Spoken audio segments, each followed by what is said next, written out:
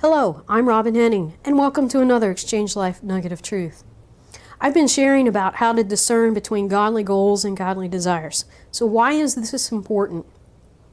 Well, if I'm making something a goal that should be a desire, I'm setting myself up for an emotional roller coaster ride. When I make a desire a goal, it's very likely that someone or something that I can't control, remember Shawu is going to come in and booger that up for me.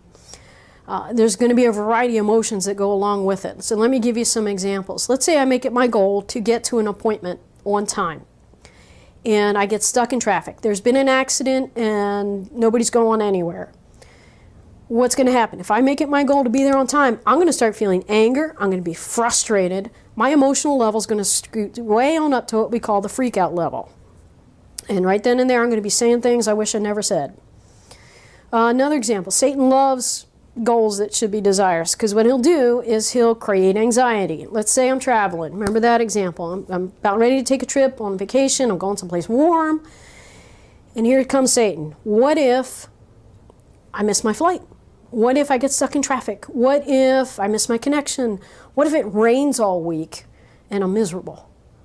Or what if I get sick? Or what if a family member gets, I could what if to death. And he loves that because it creates anxiety, panic, and fear. And eventually, if I give into it long enough, paralysis. I won't even do what I wanted to do in the first place because I'm just too afraid it's going to go wrong. The next thing that can happen if I have a wrong goal is it becomes impossible. It's what we call death of a dream. When dreams die, we feel grief. And grief that's not processed and given over to the Lord leads to depression, despair, and hopelessness. It's not a fun place to live. It's where the enemy wants us. He wants us stuck in those emotions.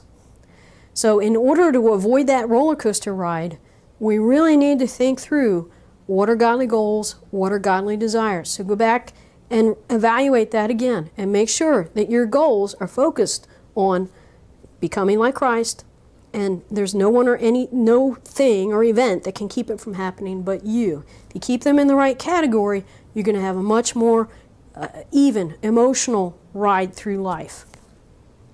All these concepts, they're covered in the workbook, The Way of the Cross. It's available to you on the website. Click on the literature button.